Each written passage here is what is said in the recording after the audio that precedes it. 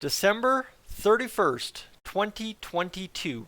A day in which the Oilers' month of December could be defined once and for all, sitting on 7 wins for the month with 15 games on the ledger all month, all said told. Well, an 8th win tonight against the Winnipeg Jets could simply, for the Oilers, put it to bed as a very positive month, one in which, late in the month, things got back on track for the Edmonton Oilers. Currently, a total of 42 points on the season, sitting in, well, you guessed it, third in the Pacific Division and in a playoff spot. My friends, this is Dolynny TV. Good afternoon, good morning, good evening, wherever you're tuning into this video at your current time. It's my great pleasure to have you along this afternoon. I'm Tyson. I would love to potentially have you stick around, alright? This is my appeal before we get too far into this video, alright? We're about a minute in. I want you to consider hitting that subscribe button here on Dolynny TV simply because as it sits, I am less than 255 subscribers away from 10,000, and after 10 years on YouTube, between Yak City Gaming and Dolynny TV, all here on this channel, 2023 is going to be the year Dolynny TV hits 10,000 subscribers. My friends, before we talk about things that define me in 2023, we're going to talk about things that will define the Edmonton Oilers in 2023. And simply put, that is the month of January and how the Oilers fare with their schedule for the month of January. With that, we'll flip to the graphic, my friends, and get this going. Here is the Edmonton Oilers graphic schedule for 2023's January leg of the NHL calendar.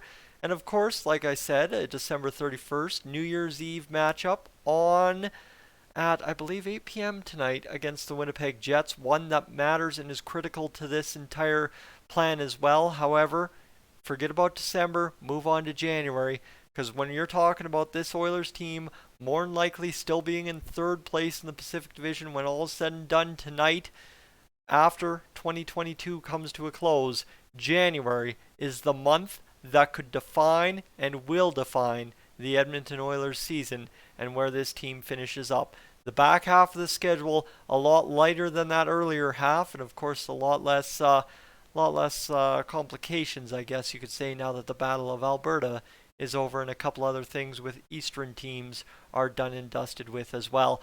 Alright, so Tuesday, January 3rd, the Oilers rematch against the Seattle Kraken following that 7-2 victory last night. Well, my friends, that's a big one because obviously you want to stay in third, you want to move up to second. As it currently sits, the Seattle Kraken are part of that formula for the Edmonton Oilers. Then, the rematch against the New York Islanders following the 3-0 shutout a couple months ago. Well, that's a pretty big one for the Edmonton Oilers. Colorado, you lost to these guys in the playoffs. Obviously, they're around the same kind of frame we are, and suddenly, yeah, you need to win that one too. LA, they're ahead of you in the standings. You need to win that one too. Basically, all I'm going to say with this schedule, my friends, is simply put, the Oilers need to win in the month of January to define their season the way we all had hoped it would go from the very start when the word go was uttered back on home ice against the Vancouver Canucks on opening night. Obviously, then you have the Anaheim Ducks, the San Jose Sharks, the Vegas Golden Knights. And I mean, we'll talk about breaking down who you win against that'll be most impactful. But you go Vegas Golden Knights back home against the Seattle Kraken, home against the Tampa Bay Lightning, the Vancouver Canucks, who are hanging around the playoff picture despite really not being that great of a team this year. They're just hanging around, making it complicated. And then you have the Columbus Blue Jackets and the Chicago Blackhawks, who are both out there near the bottom of the standings looking at that Connor Bedard draft saying, whoo, whoo, whoo, whoo, we could go get ourselves a special little guy in that draft for sure. But when it comes down to it for the Edmonton Oilers, when I say that the month of January could define them, you look at the Pacific Division opponents here. Seattle, Vegas, right? Those are the two. LA, that's the third. Those games are must wins if you want to stay within the top 3 of the Pacific Division and want the best shot at finishing within the top 3 in the Pacific Division. This Oilers team all fine and dandy as long as they make the playoffs. Absolutely, I think we can all agree. However, I don't think any of us will settle for a wild card playoff spot. So when it comes down to it, when you've got these three teams bunched next to you in the standings, Vegas right now, currently on December 31st, the top tier team in the Pacific Division with 50 points.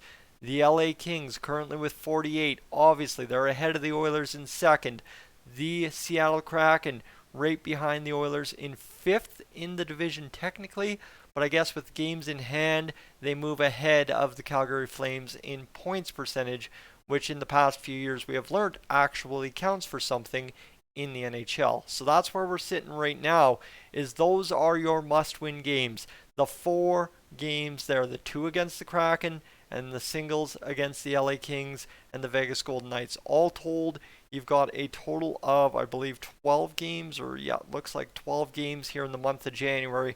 If the Oilers don't, at bare minimum, get 8 wins out of the month, we're going to have a very troublesome rest of the season trying to claw ourselves to where we need to be. Obviously, why do you say 8 wins, Tyson? Well, simply put, friends, right? You've got 4 wins you need to get. And is it realistic to expect the Oilers to beat Seattle all 3 games in the span of a month, beat the Vegas Golden Knights, and beat the LA Kings? No.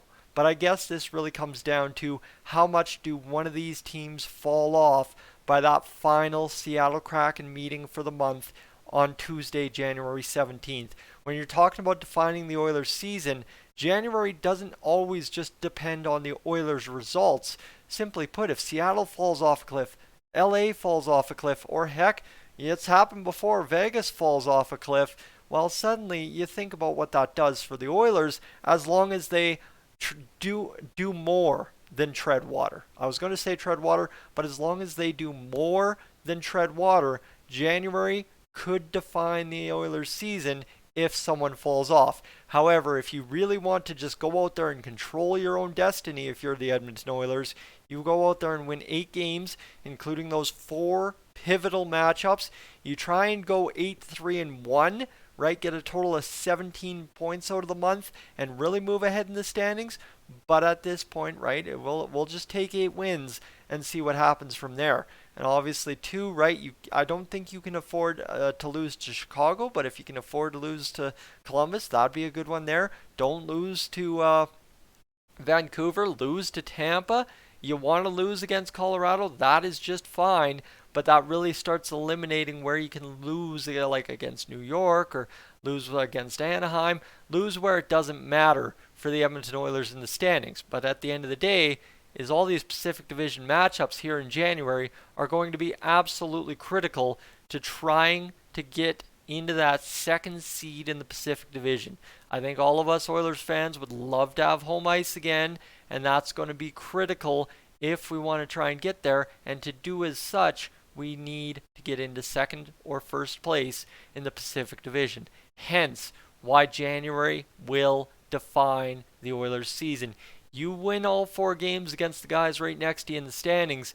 You tell me what that does for the Oilers, especially if somebody falls off a cliff here in the Pacific Division, because suddenly things could get very complicated for all involved if the Edmonton Oilers start being that juggernaut team that we talked about them having been the past couple of years in the back half of seasons.